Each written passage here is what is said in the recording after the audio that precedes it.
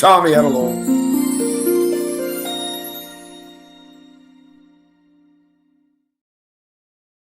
Start, aren't we? Hey, everybody, I'm Tommy, and you are on the boat. Crook Dixon, good to have you here. Chase the heat, that is the Johnny Scoville. Listen, I'm not burying the lead. The guy's in prison. But I do want to explain how this happens, why it happens, and how you can avoid this.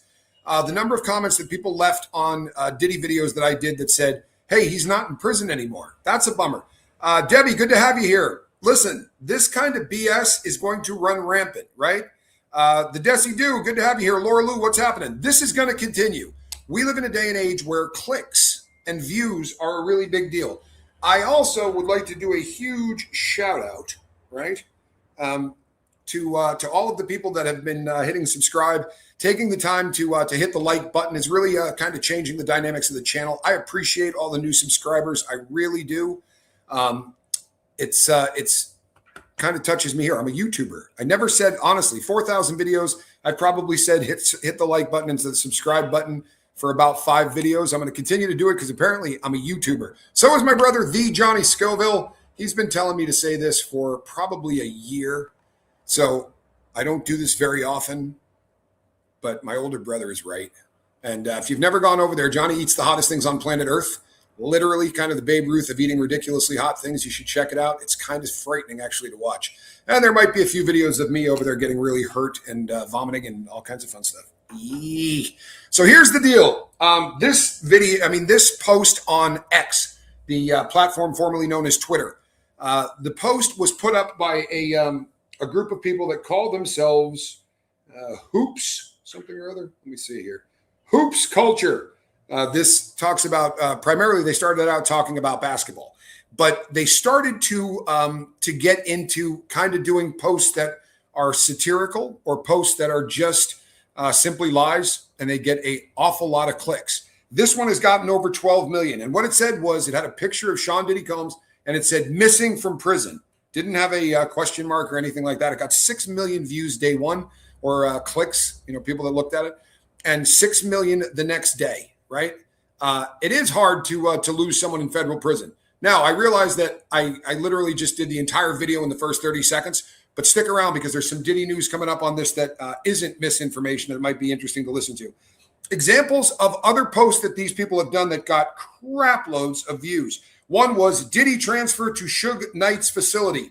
This was December 22nd, 2025. It was a fake announcement. It had over 5 million views. This is an issue, right? This is misinformation because the number of people that catch it the first time but don't hear the reprint. So I got people going into my chats and saying, he's missing. Trust and believe he's not missing, right? This is just absolute BS. They did another one that said blockbuster streaming comeback. This was December 23rd, 2025. So you can see that toward the end of December and into January, they started ramping up this misinformation. They have a large following. So if you put up something that's BS like this, hey, Kathy, Mike, good to have you here. Hey, Leslie, they're just going to keep doing this because it gets them paid. It gets them notoriety. It gets them clicks. It gets them views. The 50 Cent LeBron James documentary, December 16th, 2025, posted that 50 Cent was producing a Netflix doc on LeBron, not about basketball. This got reported widely all over the place. And here's the problem. If you're a lazy content creator, right? And I've been a lazy content creator at times in my life, then you take stuff like this and you run with it. You don't take the time to research it. You don't take the time to do anything like that. Tom Brady dating Erica Kirk. That had generated 80,000 likes, but no basis whatsoever in reality. Erica Kirk in South Park, December 8, 2025. Fans mistook a lookalike character for a real cameo based on the post. This kind of crap seems innocent and harmless. It's not. It's misinformation, and it gets people to believe, right? And it's awful. The Johnny Scoville. When you were in the joint, I used to check on you a lot to see if they moved you. I would check you out in the BOP website. You know what? This is actually a great comment. He is in the Bureau of Prisons. So number one, he's never going to get transferred to a state facility. That's not going to happen. Now, someone will leave a comment and say, I knew a guy in the feds. If you're a rat and they're trying to kill you, they might try to put you in a state facility under another name.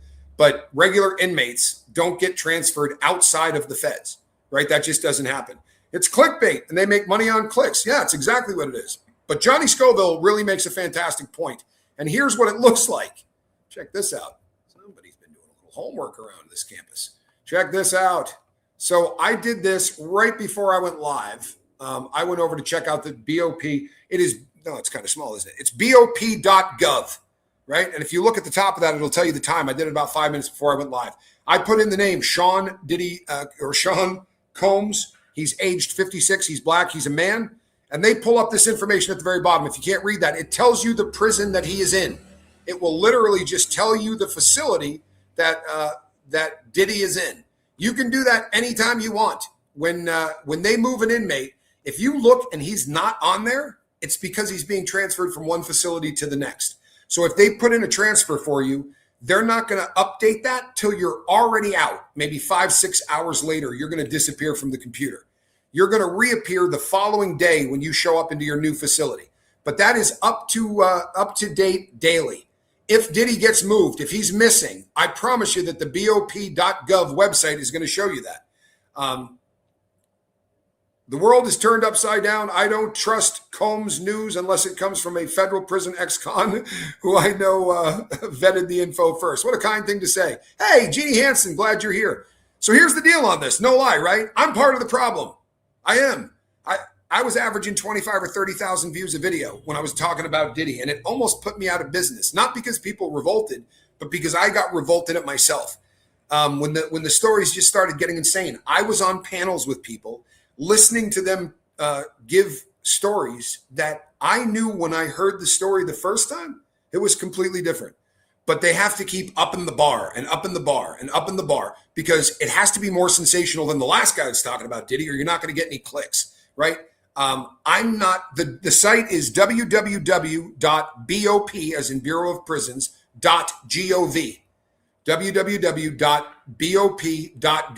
When it pops up, one of them will say inmate locator by name, inmate locator by number. If you know the number, and Diddy's is not a hard number to get, hold on, I'll give it to you. You can actually write this down if you want.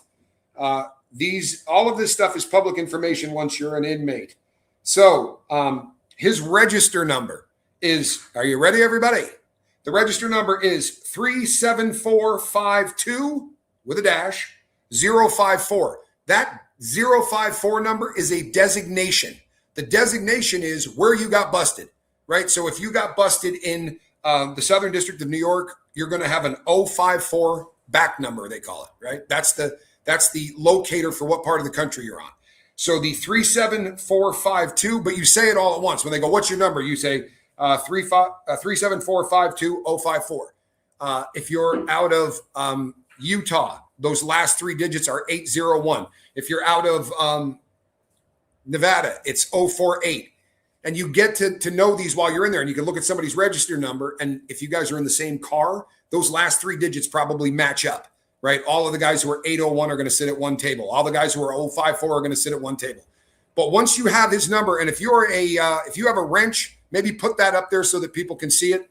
Once again, it is 37452-054. If you put that into the locator, it's going to be this. Writing for music. I am doing fine, and so is my lady. Thank you for asking. I really appreciate that. So, and we tied the knot. Throw that in. She's now, I've made her an honest woman. Never liked that term. There's no hope for making her an honest woman. I'm kidding. But without a doubt, the misinformation on this is going to be out of control. There's been a lot made about the president of the United States saying, I'm not going to commute this guy's sentence. I did a show on it. But there's some new information coming out, right? Allegedly, they talked to some lobbyist groups who, by the way, charge upwards of $1 to $5 million to go in there and try to lobby, right, to get you out of prison. Good Lord in heaven, how should that be legal, right? How should that be legal? So a guy that's in prison who probably didn't do it, right, who's, from an inner city, because honestly, if you look at the disparity, when people are found not guilty after the fact, like DNA exonerates them or anything else, their skin color is always a hell of a lot darker than mine. I mean, almost across the board. It is very rare that you see Caucasians who get put in prison for something they didn't do, but it happens an awful lot to our black friends. So those guys don't have $1 to $5 million to go and pay right? Somebody to get them out of prison, to hire a lobbyist. It's racketeering in my book. It's just disgusting that you can actually pay someone to try to get to the White House or a governor or anything else. How should that be allowed to be legal? However, it is nice to think that maybe Diddy blew millions of dollars on this. We can't back that up. There's no way to verify that.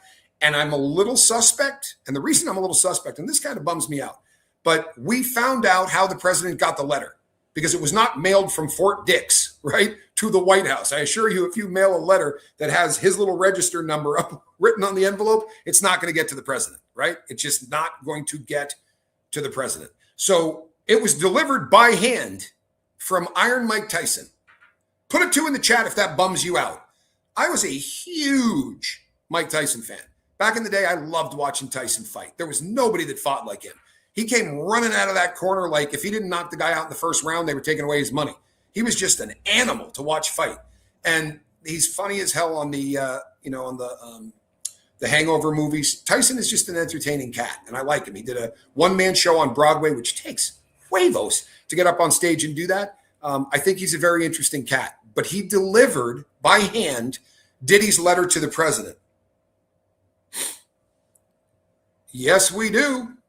And I'm going to update that here shortly, Mike Bragg. For anyone who doesn't know what he's talking about, Diddy's having yard sales to try to get money because, let me see if I still got this one up here. I think I do. These are Diddy's assets broken down by what percentage of his $300 million or so, how it's made up. That real estate, that pink section, that's where a lot of his money is tied up. The spirits and business proceeds, that was $200 million. I promise you that has dwindled like a mad person. And the reason that I say that is he recently sold his jet. That would be this one here. That jet new runs about $60 million. Allegedly, right? $67 million. He ended up getting somewhere in the ballpark of $20 million. The odd thing about that is it was one of the only investments that he had that was paying him. He was making just under $5 million a year off of that. Most people who do anything in business realize that selling things that make you money is usually not a great idea, especially when you don't have squat coming in. His music catalog at Bad Boy makes him about $120,000 a month. You do the math on that? I was told there would be no math, but it's not much over $1 million. Hello, Sue Nelson. Good to have you here. I am glad you are here. So he sells off his biggest moneymaker. That's not usually a great business decision. But yes, it was income, Leslie. Since he couldn't be using it, he was renting it out. Hello, Pamela. He was renting this bad boy out. $100,000 for a one-way trip in a Gulfstream 550. That's a hell of a lot of money. It is now registered to a new owner in San Marino, which is a small little, well, kind of a tax haven. It's pretty popular for people that are trying to hide money. It sucks to be him. It surely does. Yay, Tommy. And hi, you fantastic crew and members on the Love Boat. Always great to get here in time to see the live. Well, it's great to have you here. It does suck to be him. Allegedly, he has put one of the homes back on the market. They had been taken off of the market, probably because it's bad for his reputation. And this guy lives, breathes, and dies about his reputation, right? The diddler does not like his reputation screwed with. He doesn't want people to think he's going broke. Is no one else bummed out that Mike Tyson hand-delivered this letter to the president? I mean, you're still friends with Diddy after this? Come on, Iron Mike, you're better than that. Honestly, that broke my heart. What happens to your assets when you're in prison? Well, his assets are being run by TriStar. TriStar is a company that handles athletes and famous people's finances. And it's run by this woman right here, right? Lou Taylor. If you were familiar with that name or if you're going, why do I know that name? She deals with a lot of people who can't take care of themselves. She was the executor when Britney Spears was put into conservatorship. They tried to get her to be the person that took over the conservatorship for Kanye West. She has got a really, really bad reputation of kind of having cloven hooves for feet, horns, a bifurcated tail, carries a hay fork. She is Satan-like in a lot of ways, and she is very closely associated, allegedly, on the board of directors of that famous church out in California that is run by the Kardashians. Yeah. Didn't he lose his assets? No, he did not. You wanted to tell me the sun and the weight that you've put on make you look so healthy. Cliff Ann, what a kind thing to say. Oh, they're not finished with Diddy yet, Nikki, at all. There are so many more things that are going to happen to Sean Diddy Combs. The criminal case against him was this big. Granted, he had to hire a bunch of attorneys, right? And he had to spend some time in jail, which I know bummed him out, right? To doing that, right? But no, he doesn't lose his assets. However, he was worth $741 million, allegedly, when Cassie Ventura dropped the lawsuit against him. That lawsuit was settled for somewhere between 20 and 30 million. No matter how hard you research that, you're always either going to get 20 or 30 million. Let's call it 20 to give the guy the benefit of the doubt. But he gave her $20 million within 24 to 26 hours. That was settled. But the paperwork became public, and that's what caused them to take the RICO charges and the Mann Act charges against him. That was 3 years ago. In those 3 years, his net worth has gone from $741 million to 300, maybe 350, depending on who you believe. I think it's closer to 300. And in that is $100 million worth of jewelry, right? And collectibles. If you buy Cartier jewelry, if you buy stuff that is made by famous jewelry makers, you're going to recoup quite a bit of your money. If you buy stuff that says bad boy on it, right, decked out in diamonds, you're going to end up selling it for the weight of the jewelry. And the person that made it charged a crap load of money to make it. He has a watch collection that is incredible. However, he iced out most of it, right? And by that, I mean he put diamonds all over watches. I was in the watch business. I'm still kind of in the watch business, right? Collectible timepieces are a very big thing in my life. If you take a watch and put diamonds all over it, and it is an investment timepiece, you just destroyed the value of the watch. For real. Watches are considered very much a form of art for people that are paying $50,000 to $100,000 for a watch.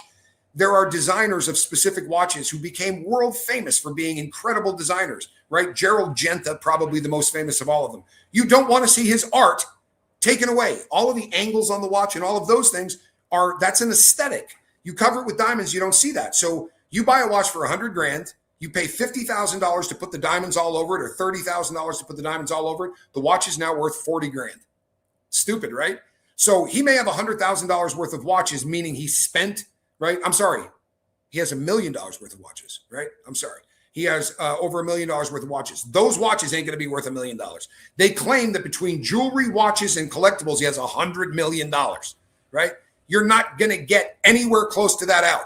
And by the same token, he has over $100 to $120 million worth of real estate. But he isn't going to get that out of there either. The problem being, nobody wants to live in the rape house. Yeah, Bill, he is definitely having a meltdown. And the meltdown isn't so much, I think the meltdown for him is a complete and utter lack of control.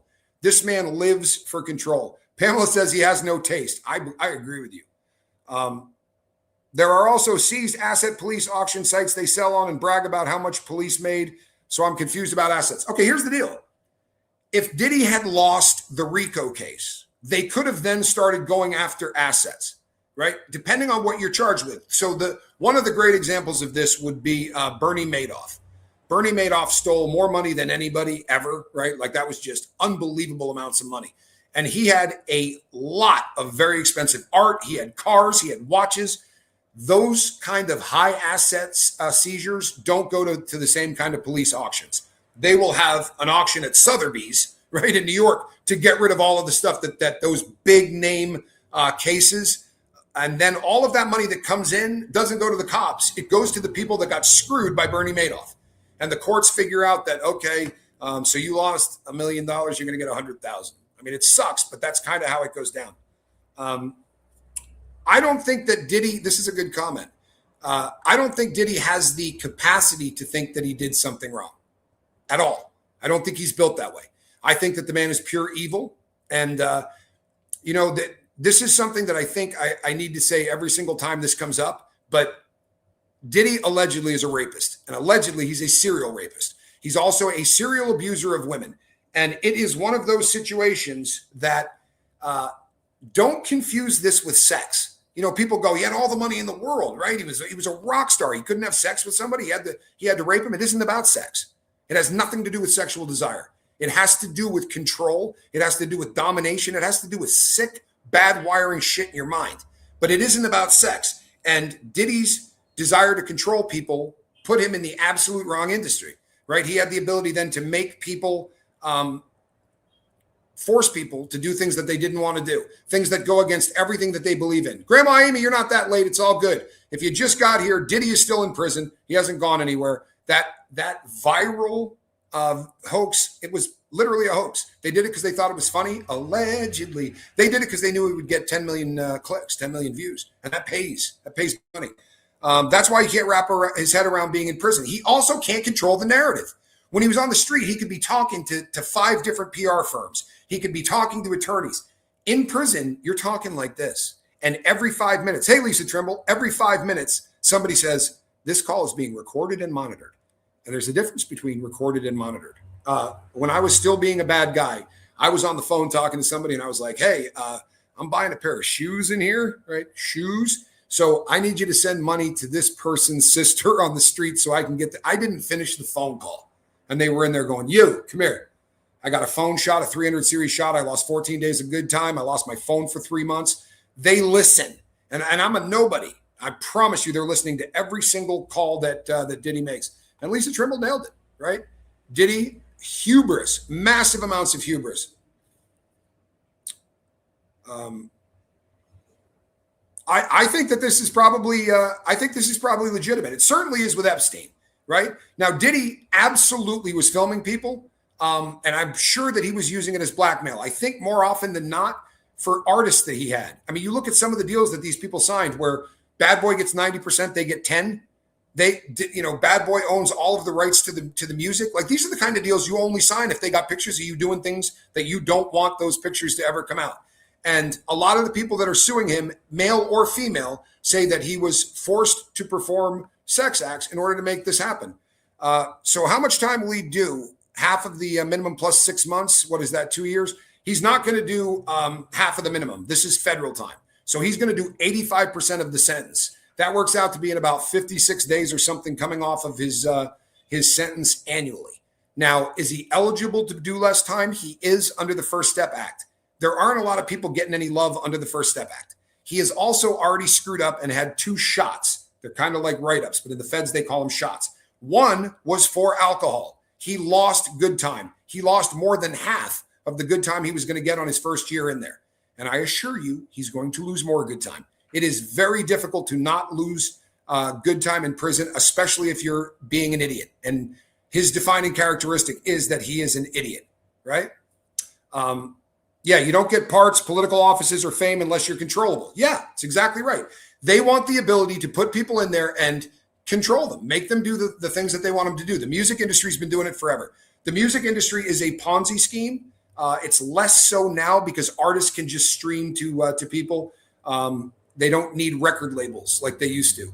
But it is so easy to rip off an artist. It's incredible. And the artists don't realize it. You've been playing in bars for 5 years and somebody shows up and goes, love your band. We want to sign them, right? You guys really are fantastic. That's what we think. By the way, which one's pink? They will sign you and say, you got to get into the studio and start recording. We're going to give you an advance of $1 million. And you go, holy crap. And you go out, you buy a Ferrari, you buy a Rolex, you get a really big house. And when you're done making the record, they go, you owe us $1,300,000 for the producer, renting the studio, all that. You go, I don't have that. Well, we gave you an advance. Yeah, well, I kind of spent that. Well, then we need to get you on tour. And it's just, they get you on the treadmill. And a lot of entertainers work their asses off and don't end up with a lot of money. Billy Joel is a classic example. He didn't own his music. He tried to kill himself, at one time. Drank a bottle of furniture stripper. Unbelievable that he survived. But he ended up breaking away from the system, producing his own concerts, and now the guy's worth $400 million. But if you stay within that system, that's why Prince freaked out, right? That's why Prince started calling him the artist formerly known as Prince, because they owned Prince, right? It really is a form of slavery. Yeah, if you're in a federal lockup, all calls are monitored, I promise you. And so imagine that. I would imagine that, imagine that. I would imagine that. He's probably going to be looking at, so he's got a 48-month sentence. He's probably going to have to bring him about 40 of it. He does have 1 year in. That the time that he spent in county jail is absolutely going to count. Isn't this disturbing? With AI programs, you can have it listen to a specific artist and it will write a piece that sounds similar. I was reading somewhere recently what percentage of music that is hits today is written by AI, and it's disturbing to beat hell. So you get a computer to write the music, right? Because it can search out rhymes in a way that a human being can, right? You might have a 40,000 word vocabulary. There is an unlimited vocabulary, right, for AI, and it can go and write the lyrics to all this stuff, and then they're going to put auto tune on. Pick your favorite artist and have them isolate them and listen to what they sound like on stage when you don't hear anything else around them. It's depressing. Don't do it with Guns N' Roses. I promise you. Don't do it with David Lee Roth. He's the worst. Yes, allegedly. This is one of those situations, right? The whole music industry. It's so rife, just like anything else in Hollywood. And I know I beat this to death, but if people don't seem to understand this, it's really a problem. Anytime you have the ability to say, I'm going to make you ridiculously wealthy, ridiculously famous, every dream you ever had come true. Most people don't show up at Hollywood because 6 minutes ago they decided they wanted to be an actor, right? Most people don't break into the music industry by accident. They spend a really long period of time working and grinding and studying to become what they've dreamed of. And in that always is the fame, the fortune, the chicks, the nice cars, the jewelry. And then somebody shows up and says, I can make that happen.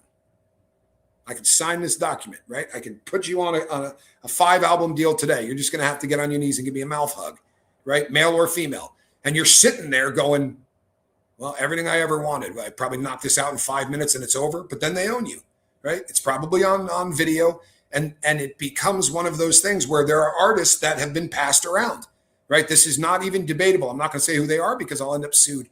But there are artists that get passed around.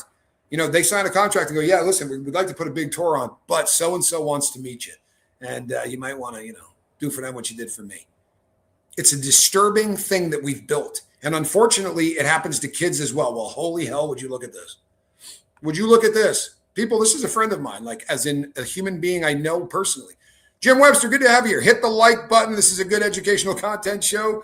Show some love back. And you know what? Do hit that subscribe button too. There's about 122 of you in here. Hit that subscribe button if you haven't already. I'm going to be putting up, I think, 2 more today, maybe 3 more. There's a lot to talk about. And I would really appreciate that. Jim, I love you, my brother, and I mean that. He's one of the good ones, people, and there aren't a lot of them. Why can watches cost so much? They all do pretty much the same thing. Is it a status or ego? What is the difference between a Timex and a Rolex? What a great question. Timex used to crank out about 30,000 to 40,000 watches an hour when they were at their peak. Think about that for a second, right? So you can make a Timex in about 5 minutes. It takes hundreds, if not thousands of hours to make a Rolex, depending on the model.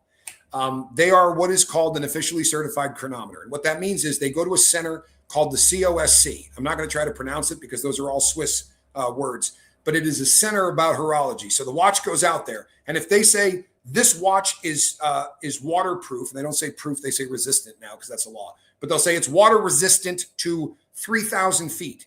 They're going to take that watch, put it in a tank, and create pressure that simulates, 3,000 feet or 20,000 feet or 30,000 feet, depending on the watch. They're going to then put it into a device that takes it up like this, a rubber one, and slams it down on the desk to see if that's going to break the watch. The crystal on the watch is made of a sapphire. So they're going to take it and you can't scratch the crystal. These things are almost indestructible. They don't have batteries. Timexes were tough because there were no jewels. When you read something has a 21 jewel movement, it doesn't mean that they're decorating it. It means that anywhere inside the watch where a metal point goes into another metal point, that will wear out. Rolexes were tough and they took a licking and kept on ticking because that was metal and it wasn't ever going to break. However, over time, it's going to hew out, and now the device doesn't keep time the way it's supposed to. With Rolexes and with other watches, there's a ruby with a hole in it, and the metal goes into that ruby. Now, you put lubricant on that, and for a very long time, it is going to work. Inside, just the movement of your wrist winds the watch. They're almost indestructible. You can drive a nail in with a Rolex, right? They're very, very tough. They're always hewed out of one solid piece of metal. There are no seams, so if it's gold, it's solid gold. Most solid gold Rolexes have $7,000 or $8,000 worth of gold in them. But the big deal is the movement inside takes so long to make. And when it's done, they're going to test it on a computer at that COSC. And they're going to test it before and after they beat the piss out of it. Take it up to unbelievable heat, unbelievable cold, drop it through what they call the trapdoor test, drop the watch to the ground from 2 or 3 feet, boom. And they do that several times to make sure that it is solid. Then after all of that beating the crap out of it, it then has to test accurate plus or minus 2 seconds a day or 1 second a day, depending on the model. And then they give it the stamp of approval, and it isn't a watch, it's a chronometer, right? And chronometers are just, they're tested and they're proven. And they have something called a super chronometer, which has to be accurate within 1 second a day, right? Pretty wild stuff. It is when someone says it's made like a Swiss watch, so I literally repair watches. I was a watchmaker. And when you try to work on an inexpensive watch, it's very difficult because nothing lines up quite right.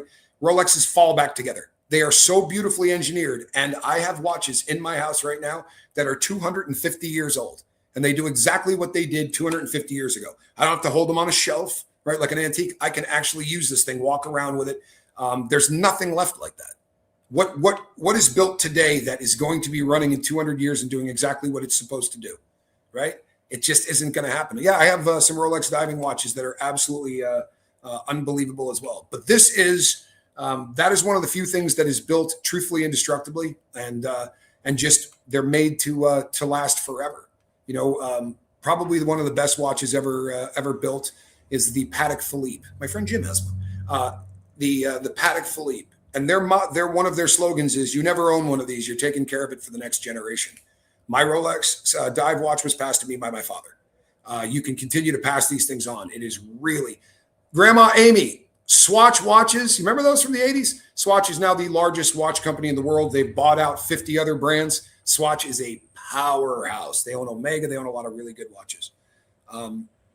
Yeah, Cliff Ann, most people don't, right?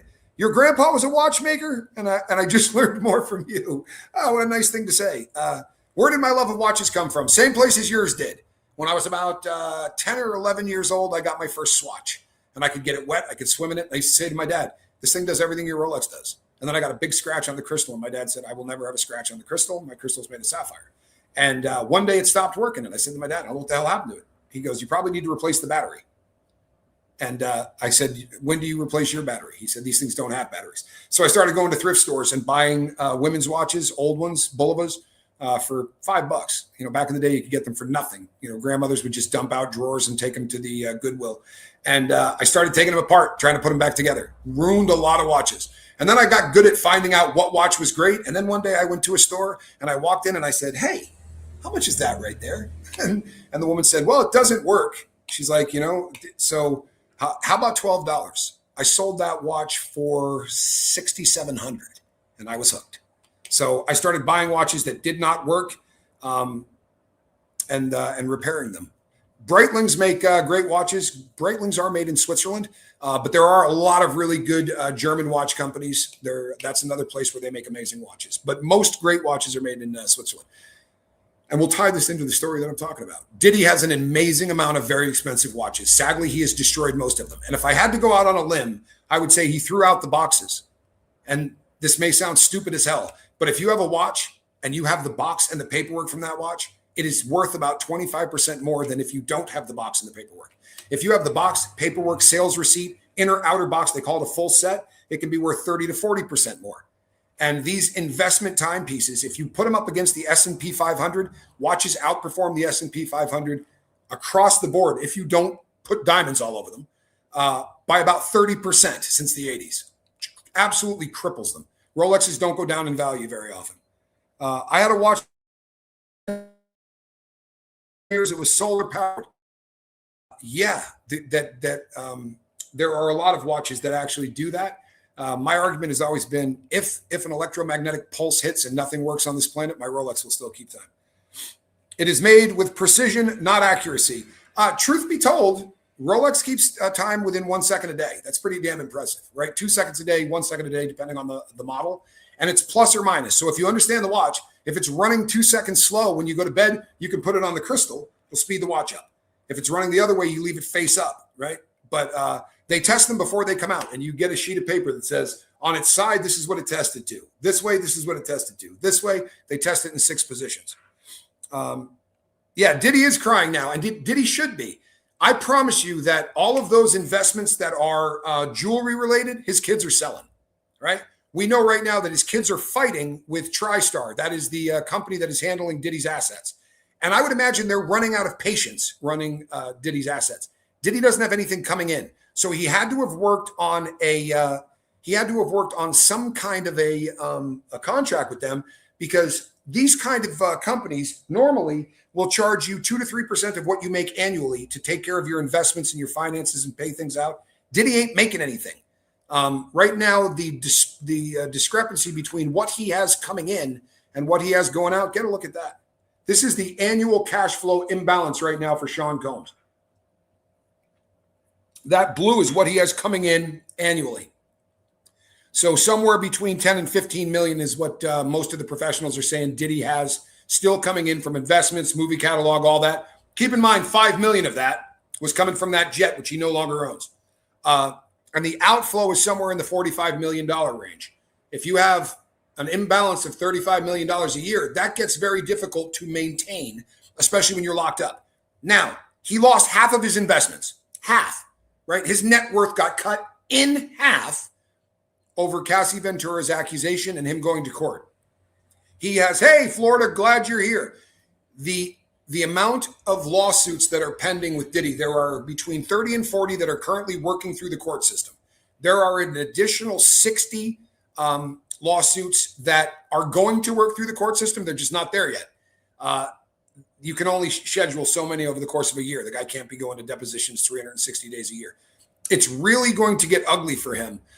They did break OJ financially. The only thing they couldn't take from OJ was his he got the retirement package from the NFL. And any of us could have lived on it. But he certainly had to go from living in Brentwood in an unbelievable mansion to living in a very modest neighborhood in Florida. And he just couldn't live the way he did. There were no, he wasn't cruising around in Rolls Royces. He wasn't doing any of that stuff. No, they're not junk.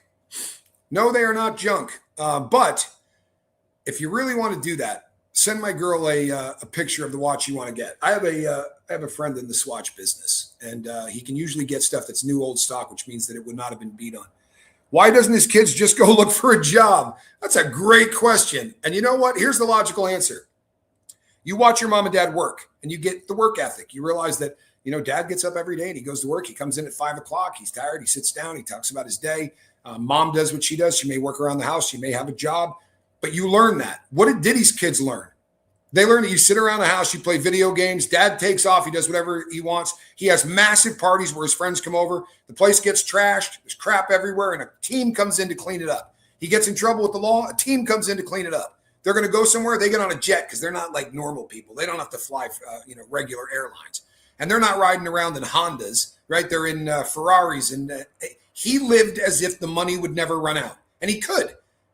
Allegedly, right, when Diageo, the liquor brand that was doing his two different brands, which were Ciroc, that vodka brand, and then De Leon tequila, he had somewhere around $60 million a month coming in from that. Well, you can live like it's never going to run dry. But then he pissed off them, and he had a lawsuit, got $200 million, and was out. This is one of those situations where they have learned to do what they do. Oh no, my heart is pumping. Turnip piss for the diddler in this family. I don't mind. I absolutely don't mind. I think I can answer this too. Diddy trying to get that indigent bag. Yeah, exactly.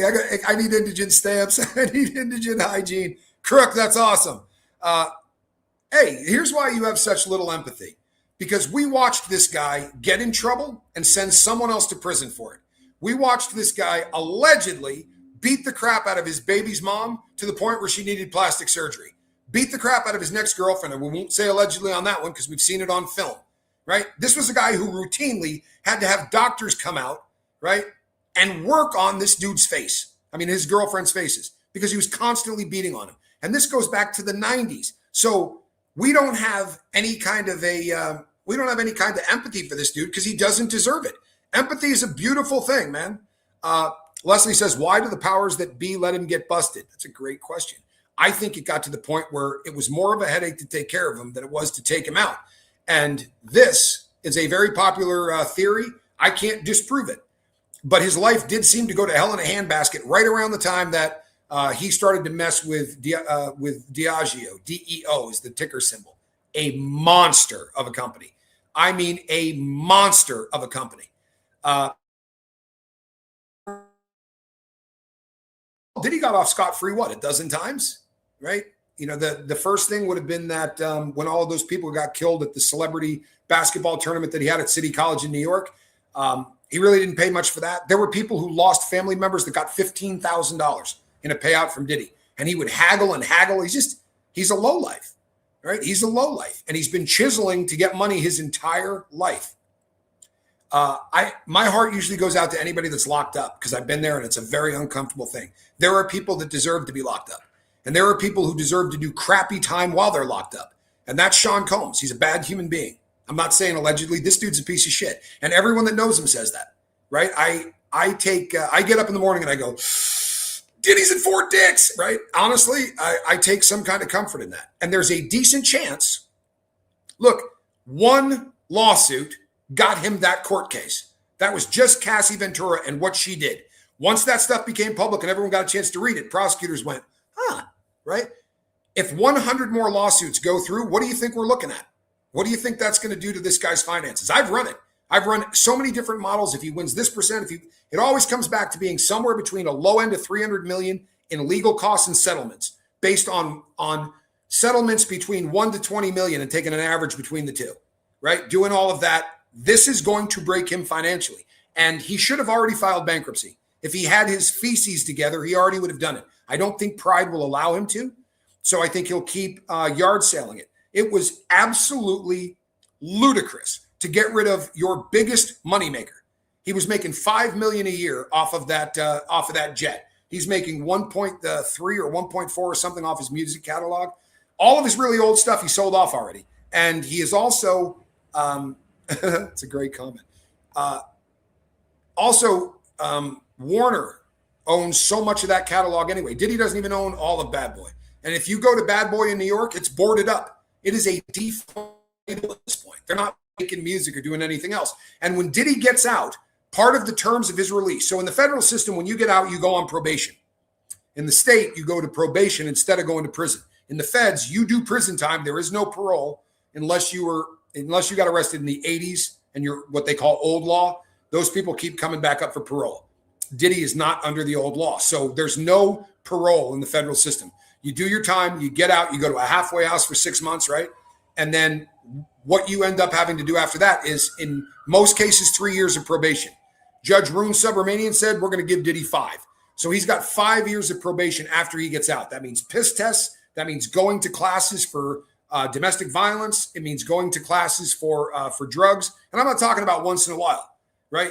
They're going to want you to do 90 meetings in 90 days, and you're going to have on top of that 2 to 3 meetings a week. He's going to really have to bend over backwards. And everybody has a list of stuff they have to do. Can't have a gun, can't consume alcohol or drugs. Like, those are all standard stuff. On top of that, you're going to end up having to do stuff that is unique to you, right? So some of the stuff that's unique to him is you're not allowed to be in a management position over the top of anybody. Like, you're not going to be able to manage someone's music career. That's what he did. He's not going to be able to work in the industry the same way he did. He was really drawing too much attention to those around him. Save yourself, the ship is sinking. Yeah, it's exactly right. But this is an interesting, anger management. This is an interesting comment. He's writing now, will make a fortune if released. Yeah, I don't know. So here's the thing about a fortune. Let's say he can't have ex-con friends while he's on paper. If he gets caught hanging out with an ex-convict while he's still on federal probation, that is a violation. And they don't fart around about that. That's one that can get you in deep trouble. A lot of times you can't work at a job because they've hired 2 convicts before you got there. It's a very difficult thing to navigate. In order for Diddy to make a lot of money on a book, it's going to have a publishing house. He's not going to be able to make a lot of money self-publishing. But let's say he made ridiculous money on a book, right? Ridiculous money. Let's say he made $50 million. This dude spends $10 to $20 million a month. Everybody says, you know what, he's still going to have, tens of millions of dollars when he gets out. If he does, how long do you think tens of millions of dollars will last him? People, this is another man who does content who has survived the same stuff I had. He was he is a recovering heroin addict. Just got a really good job, just passed the drug test for the job, got engaged, and he's putting content up in the old style that I used to do back when I talked almost more specifically about drugs. This is Will from Sin Star Clothing. Will, I love you, my brother, and I'm proud of you. I really am. Good stuff, man. Good stuff. He cannot own a gun. Absolutely, he cannot own a gun ever again. Now, you can file to get those rights back after 10 years. If by some chance they give you those rights back, buy a lottery ticket, right? Because you're the luckiest man alive. They don't give those rights back. If you live in the woods, not near anyone else, they may give you a waiver to own a shotgun to go hunt bird hunting, or to own a long rifle. You're never going to be allowed to own a pistol. They just do not ever allow that again.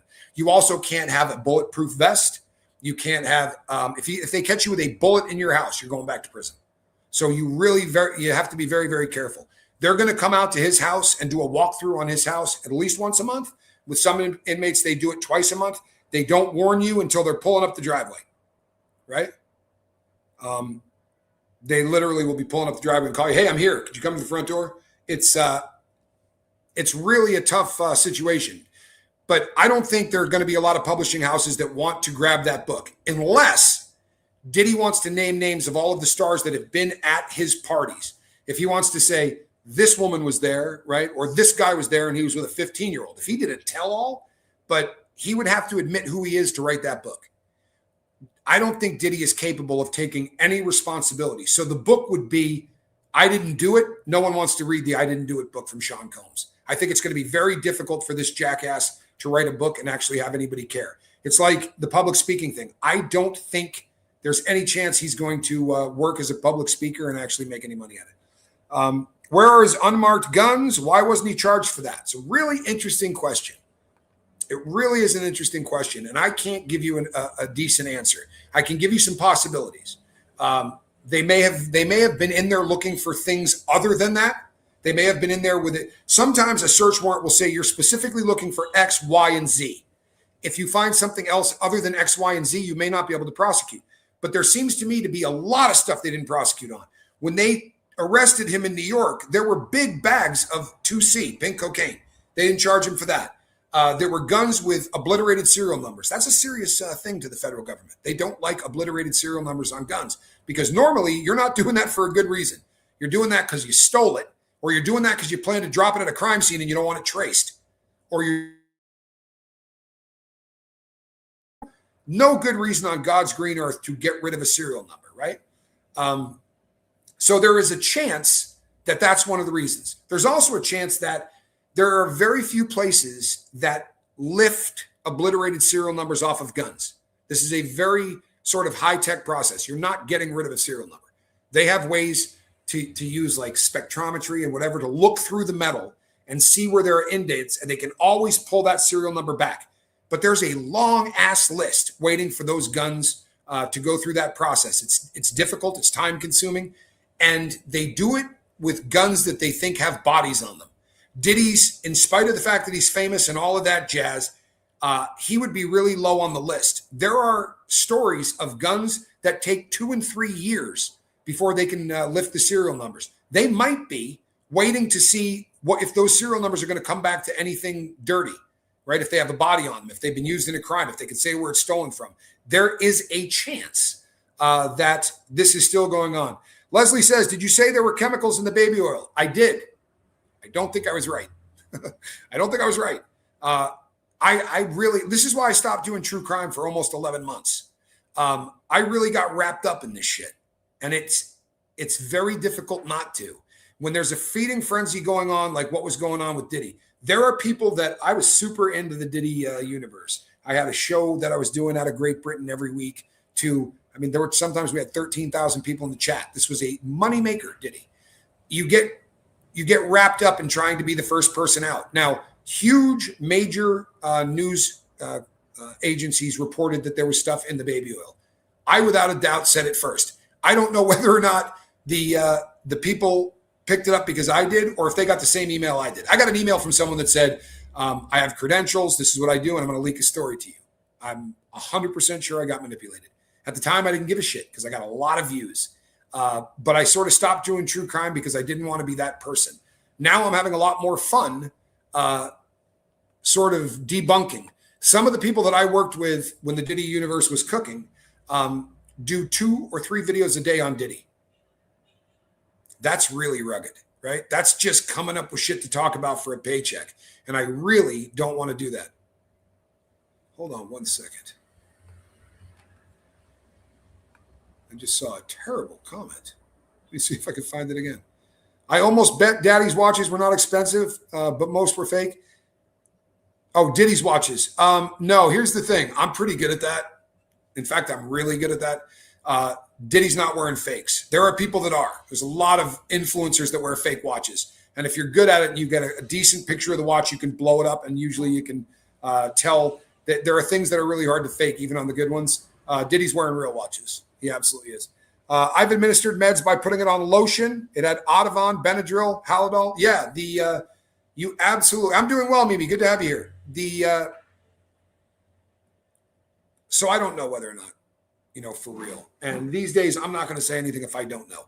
That's something that I'm really working on, because the true crime universe, there are people out there that still do it really, really straight. But a lot of people don't, because there's a lot of money in misinformation. There's a lot of money in bullshit. And I really don't want to be a part of that. Diddy is interesting. I can come on and talk. The reason I'm doing this one is I know the federal system.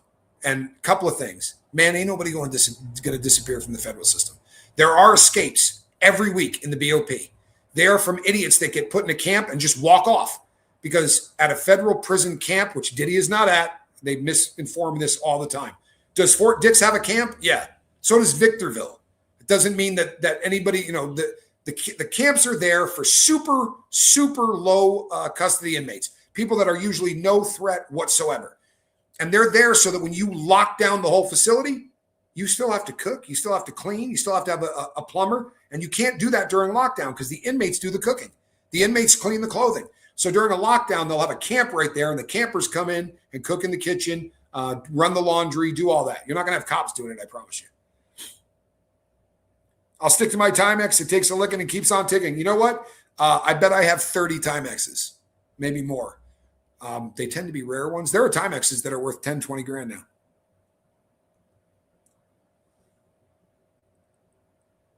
I agree with you. I think that there's a really good chance that it did happen. But there are so much stuff that we just didn't learn. Here's one of the other things that's really worth thinking about. Diddy had more pictures and videos and things like that taken out of his house. Terabytes of stuff that they took out of his house. They haven't gone through all of it. I promise you they haven't.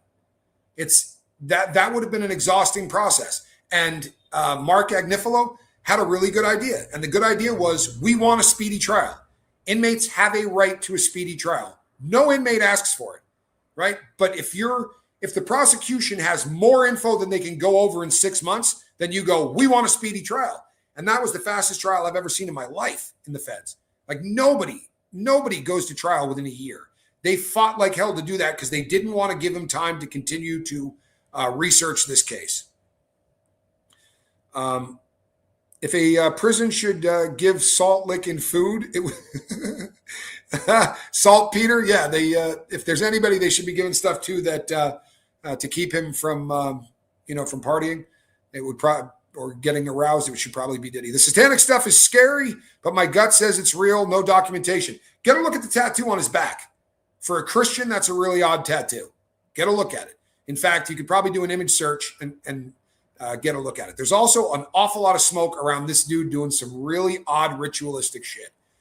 He sacrificed birds allegedly before the case of the nightclub shooting. Gene Deal talks about that. He needed to get a dove or this or that for the purpose of doing these sacrificial kind of he's a creep. And allegedly that the tattoo on his back is of a voodoo priestess. Odd for a guy that calls himself a Christian. But I have said many times, if you look at what percent of rock and rollers say they sold their soul to the devil, I realize that for shits and giggles, that may be something that just kind of keeps the narrative going in rock and roll. But I think it's more than that. I've seen a lot of really creepy interviews that just scare the crap out of you. You know, of people that say, well, you know, that when they were talking to Bob Dylan, and they said, you know, you're going back out on tour. He's like, keeping up my end of the contract.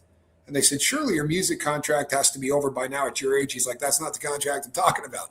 Like, this is creepy shit. And they said to him, the songs that you wrote in your early years are so incredible. You know, how do you write a song like that? He said, I didn't. He said, no one could write a song like that. Those are creepy things, man. It is. It's scary as hell, right? Diddy's tapes, Epstein tapes. What does the FBI do with the tapes? Nikki, that is a great question. I would say in the case of Epstein, he claims to be Leslie. I'm not saying he's a Christian. He claims to be a Christian. Are they going to require that he destroy all of the videos and pictures he could use to blackmail people? He's not going to have access to that stuff. They seized everything. So unless he has a safe deposit box or something, he's not getting that stuff back. Whether or not that ends up the one and only Billy Shears. I think the 80s satanic weren't. These guys today are, but some of the less sinister bands probably are satanic inversion. Yeah, I would like to know what happens to all that. I know that the Epstein files, the reason that Epstein stuff isn't getting released is because it's far bigger than one political party or the other. Critical thinking 101. The Dems had this stuff while Trump was running for office. If he was in those files, they would have released it. Plain and simple. It's going to show something so much worse than a couple of politicians who are messing around with kids. It's so much bigger than that, right? So much bigger than that. Not fond of Diddy at all. He is the evil that is a pedophile. I will not have anything good to say. I don't blame you. I don't blame you. And I appreciate the support. This guy's a lowlife. And I take Schadenfreude, right? I take absolute joy in watching this happen to Sean Combs. Because he didn't just allegedly, right? He didn't just rape and sodomize and do all of this stuff to his victims. He taped it and then used that not just for the purpose of blackmailing people, but he liked to show them at parties. He liked people to see him sexually assaulting someone who was unconscious. That's so hard to wrap my brain around, right? That is literally unconscionable. It leaves you sitting there going, this kind of evil literally exists, right? How is this possible? I understand murder more than that. I'm sorry, but it's the truth. You know, people snap and they do things. This kind of evil is by design. He literally has to go out of his way, right, to make this kind of crap happen. I'm happy for the exposure too. Beyonce channels entities, says a lot of weird stuff too. Gets a lot of pictures of her taken, throwing hand signs. Her husband's brand likes to sell stuff that says, do what thou wilt, right? Which is the sort of the, it was Aleister Crowley originally, but then the sort of the satanic church kind of co-opted that as well. The whole of the law will be do as thou wilt. Can you imagine if we lived in a world where everybody just did exactly what they wanted and that was the law? I'd be smacking the crap out of people and killing people. If that was, but I these days try to hold myself to a slightly higher law. As sick as it is, I'm happy for the exposure. He's disgusting and ruined so many lives. But it's the mask on Hollywood slipped a little, right? And the case that I'm going to be talking about later today with the Little House on the Prairie's husband, Jeffrey.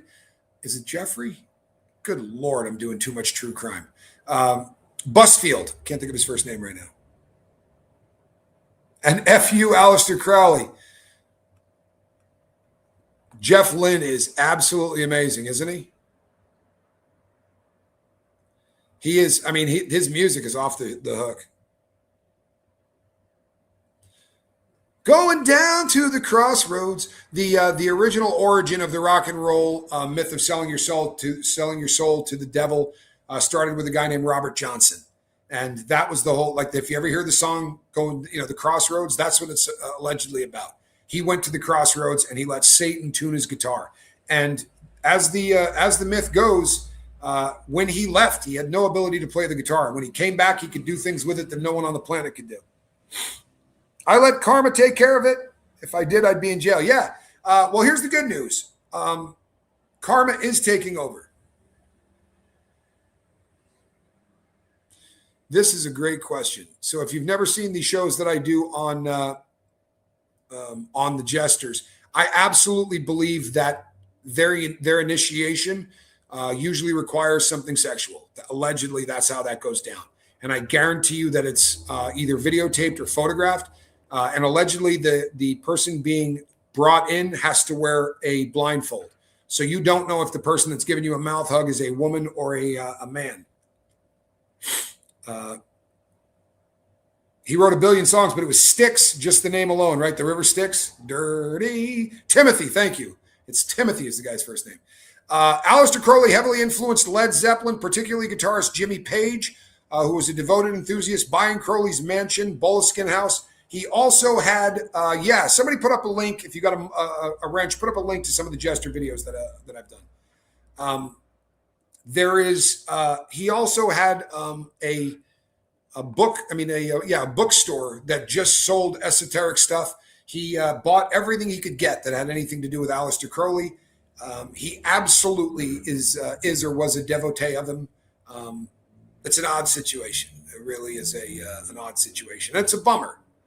I agree with you. Black magic demands child sacrifice, period. I tend to believe in this. The one thing that hurts Jesus the most is hurting kids, so it all tracks. I tend to believe that. Thank you so much, Mimi Khan. I would say give me about an hour to an hour and a half, and I'm going to be back up. Jimmy Page's outfits were magician robes, and all of the symbolism on every one of those, the Zopho, all of those are symbols that came directly out of Aleister Crowley's books. So, or Crowley, I guess is how the name should have been pronounced. But each of the people in the band took a symbol. Those symbols came directly out of Crowley's books. And there's an interesting book you can read called Hammer of the Gods that talks literally about them selling their soul.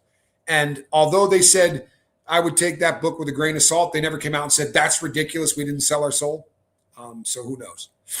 But it's a bummer, right? It's a bummer.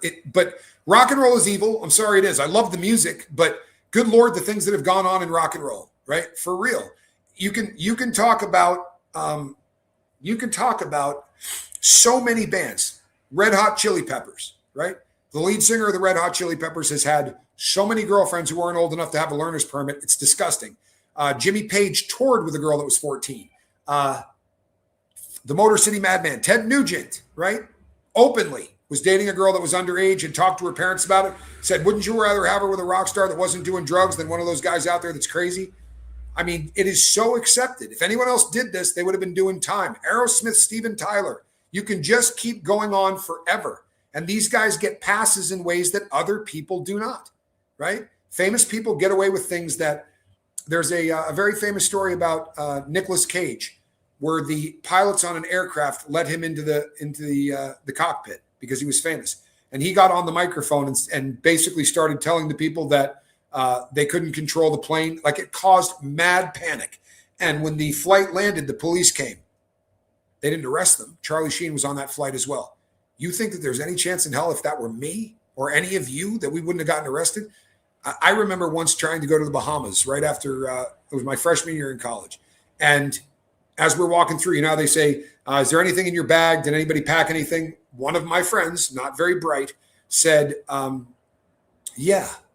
got a bomb in there.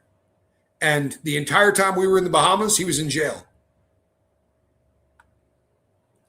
How far back do the charges go? Is it known? Also, music being a frequency is most certainly going to affect people. It's all about frequency. It is. And there is a point in music history where they changed certain frequencies. They started using a different kind of drum. There's a rabbit hole you can go down on that forever. Joe Marie says, that's why our elders called rock and roll the devil's music. Yep. How far back do the charges go? Okay, so here's the deal. If you grew up in the 80s, Ione Skye was an actress in the 80s, or they call them actors now. I guess it's sexist to call them actresses. She was an actor, a female actor in the 80s. She was in a bunch of movies. I think some John Hughes stuff. She was in Say Anything. She was a very, very popular female actor in the 80s. And she was dating the guy from the Red Hot Chili Peppers at that time, and she wasn't of age. Everybody knows who the person is, right? These are people that are known. They write books about this stuff. It just doesn't Yeah. There you go. Anthony Kiedis, that would be the lead singer of the Red Hot Chili Peppers, admitted to all of this himself, and also included Cher. It's just something you're allowed to do if you're a rock and roller, apparently, and it's something that people, I don't know, I guess it's accepted, right? The song on the cover of the Rolling Stones. We got a bunch of teenage groupies who will do anything we please. It's frightening just how accepted it is. And what was the name of that? There was a guy that just got killed for this. He was sentenced for having more child pornography on his phone than anyone in history. Something Profits, the Dead Prophets, something Profits. But he was doing time in Great Britain, and they finally got him. They got to him and killed him. But he was allegedly doing this so often.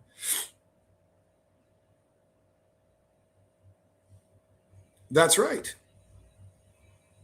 Elvis, in his concerts, read from Helena Blavatsky's book, The Secret Doctrine and the Voice of Silence on Stage, Luciferianism.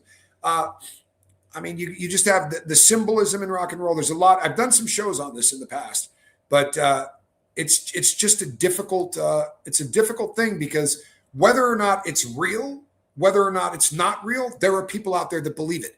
And the next generation coming up, there are so many people that if you said, I'll turn you into the Beatles, they'd go, yeah, I'd sell myself for that. It's a terrifying concept. Believe it or not, this is a true story. I've told it on the boat many times. But there were guys in prison who were Satanists, and they would come up and say, I'll buy you a $50 bag of heroin if you sell your soul to me.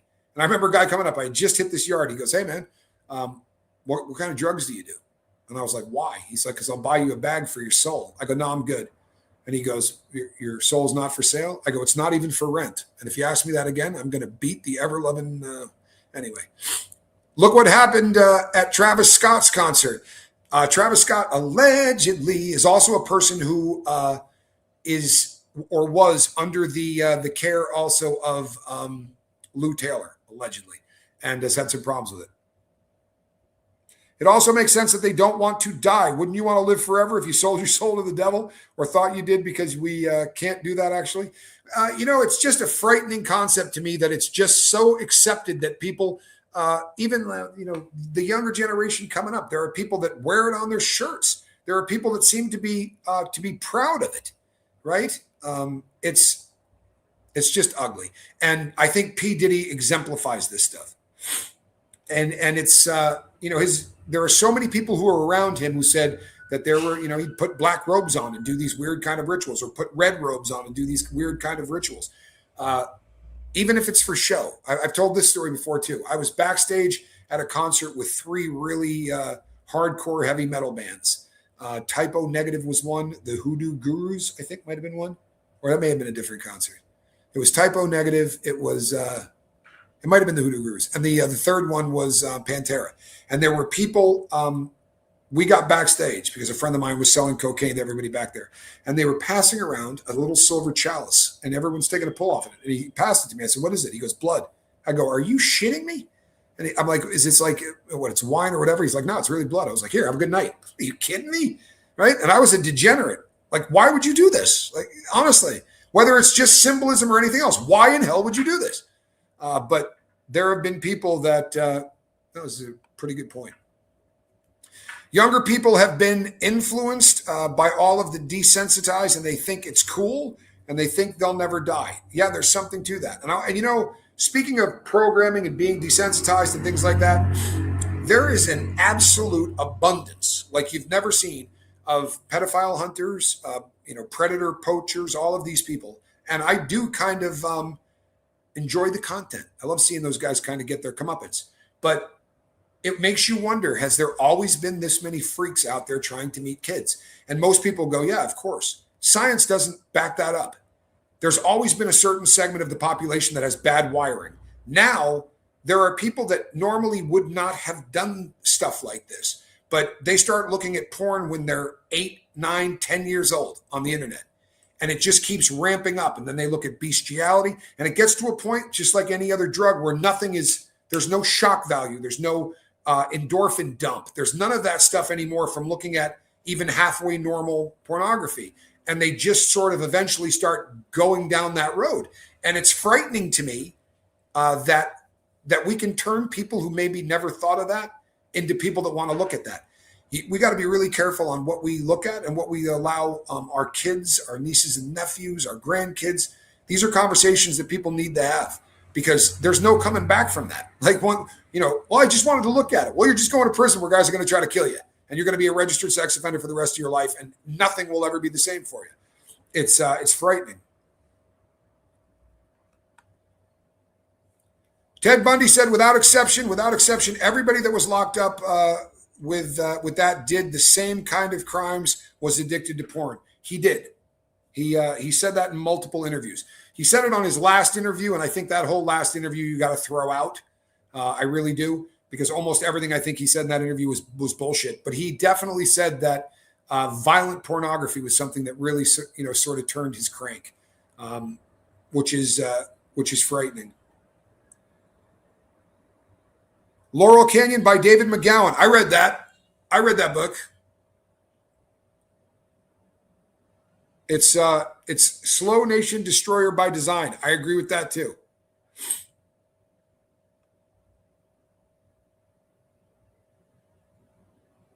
It is way more now. Look, you had to go out and search this stuff out. This is now in every single person's pocket on the planet, right? The number of cell phones that are out there, and this may come as a shock to a lot of people, but if you're going to come across that stuff, you're not going to get it because you went somewhere to look for it. I mean, that's not what the science on this. I was going to be doing a show on this coming up, but if I told you that most people find their first child sexual abuse material on Facebook, somebody that said you're added to a group, those groups are very often just fronts to sell this stuff. That lunatic that just got arrested for stealing all of the body parts, right? It is absolutely easy to control compromised people. Absolutely it is.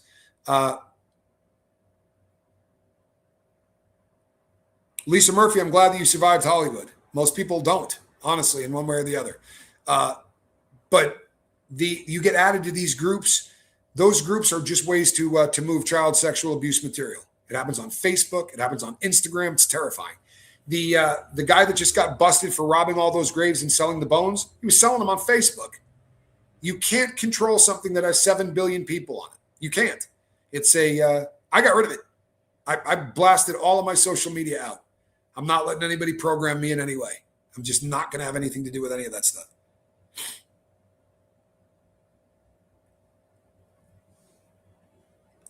Isn't that guy look a lot like that video of the grave robber guy made a long time ago on YouTube? Or is it the same damn guy? Because that video was around for a long time. It might be. It absolutely might be.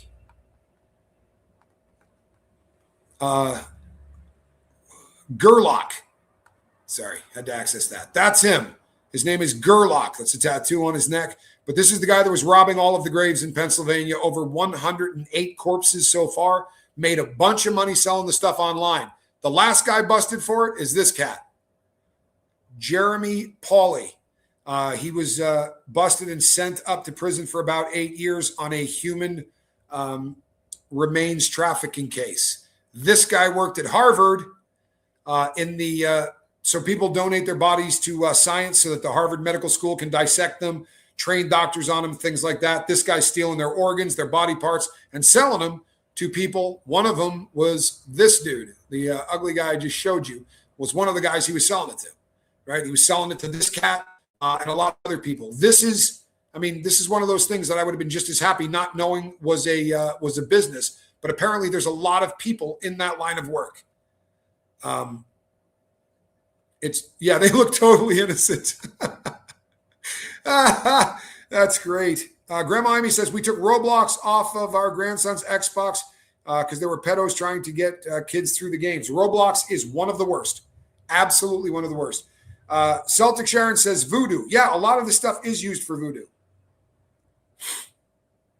I'm sorry, a lot of these people really are into this. I mean, they're grinding bones up for powder. They're not doing that because someone wants to put it in their friggin' face cream.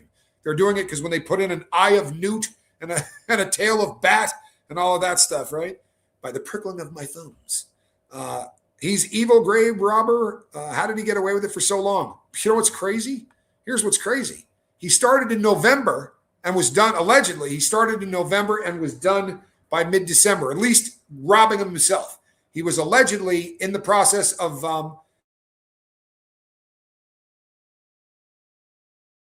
selling and marking things up or whatever, but he started to rob it himself towards the end of November, and they caught him in early January. But nevertheless, it's because people don't understand that this stuff even exists. Tara says, I'm so glad my kids are grown. I know this stuff has gone on for millennia, but I'm just glad they're all grown up and I never had to use a random sitter-only family. Thank God, right? Thank God. Did Dirty Diddy get to Bieber? Well, here's the thing. There's a lot of people that say he did.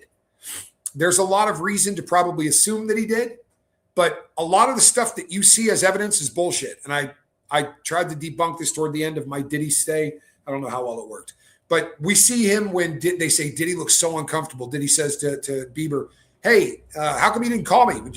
And the kid goes, oh, I lost your number. And, and everyone goes, oh, he looks so uncomfortable. If you see that entire tape, they show up and talk about, let's shoot this. I'll say this, you say that. Bieber's a bad actor. Doesn't mean that he was ever handed over to him for weeks or for months. There is no proof to any of that. What a kind thing to say. I really appreciate that. Most people say, damn, you can't stay on topic. That's a much nicer way to say it. Love how you cover multiple topics. I always learn things. I really appreciate that, man. I really, really appreciate that. Got to know it. They actually are drinking adrenochrome in elite circles, and they do invite only human remains restaurant in Hollywood. I mean, I remember reading Hunter S. Thompson, and back in his books, he was talking about adrenochrome. I'm sure that it's real. I don't think that it's not. But hey, AVAC, but without a shadow of a doubt, I don't think that there were tunnels under Diddy's houses that had, that had all kinds of people's. I mean, they had a Starbucks, and they were running kids back and forth and murdering children as they were torturing them to get the adrenochrome. I think all of that's bullshit. I'm sorry, I do. And if it wasn't bullshit, why did it take 14 months before anyone started talking about it? Because we kept up in the bar. We kept up in the bar, and it wasn't good enough to call the guy a pedophile or call the guy a hebephile or a freak or a rapist or any of that. By the end, we had to make it so bad that he literally was Satan and that he was out drinking kids' blood at midnight in ritual sacrifices. And then as he smuggled them through the tunnel, he would stop at the Starbucks in the tunnel to get a Frappuccino. I mean, come on. So currently, people don't stumble upon their first pornographic content. They search for it. When you and I were kids, you found it by accident. It's a big problem for society. It is a big problem for society. And when we were kids, we found a Playboy. And Playboy sort of, whether you think it's exploitive or not, it was a kind of a celebration of the female form. And porn today is, 80% of it is violent. Girls getting choked, slapped, spit on. Like, what the hell is that? You may not believe this. I don't watch that crap. I'm not saying I haven't in my life, but I stopped a long time ago. I find it really depressing. Maybe it's because I had a female, child, and that kind of changed everything for me. But I just find it depressing. If he did kill a bird, though, before court, that did happen. Nothing would surprise me. No, he did. He absolutely. Thank you again for the support. That means the world to me. Yes, Fear and Loathing. He wrote about it in Fear and Loathing. I think there might have been one other book that he wrote about it in. Maybe the other Fear and Loathing. There's 2 Fear and Loathing books. I read all of his stuff. And if it wasn't that, maybe it was the Rum Diaries. But I know that at least one other book he mentions it. But there's a Fear and Loathing in Elko. I liked Hunter S. Thompson's writing. I really did. I thought he was interesting. Tara, that bird story came from Gene Deal. And Gene Deal never seemed to, he never upped the ante on a story. His stories have been the same all the way through.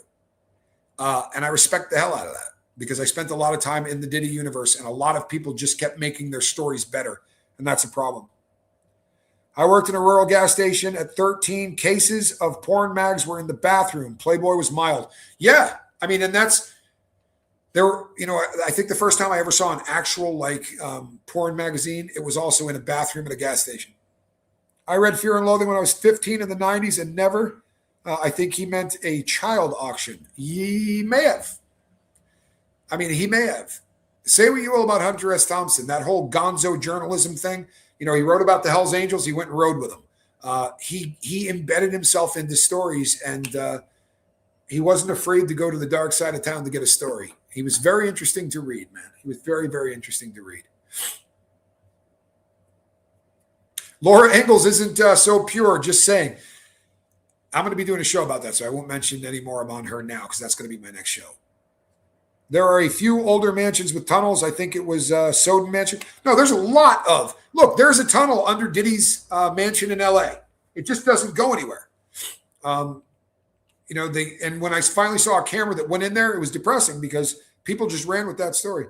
Females have porn addictions as well. It's not solely a male problem. It is absolutely not a solely a male problem. In fact, when I was just doing addiction content here on the channel, when I first started, we had 3 or 4 people that came out and said, my addiction is to pornography. And it was 2 and 2. It's 2 women and 2 men.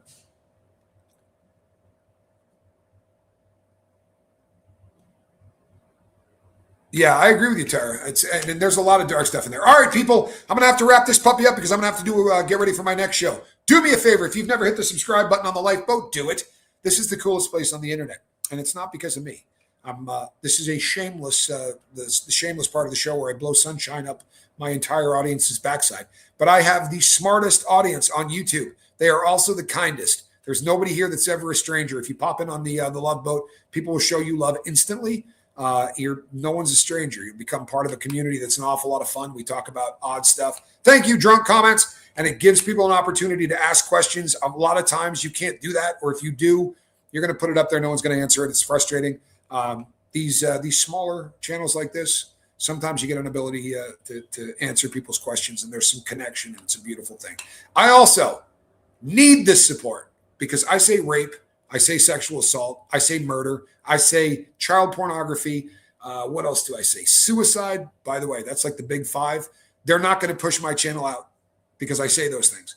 But I would rather suck on a tailpipe than censor myself. Right? The only thing I'm good at is talking. I'm never going to take away my words. I did that when I was getting 30,000 views a video. I'm never doing it again. To say grape to somebody that has been raped has to be the most disrespectful thing on planet Earth, right? And I'm never playing those games. All right, people, between now and the next time I see you, check back in because I'm going live soon. And make sure you hit subscribe and the bell for notification because I'm putting up a hell of a lot of content and you don't want to miss it. Between now and the next time I see you, put a little love in your heart. God bless. See you on the next one. Good to see you, Rue. Rue's great.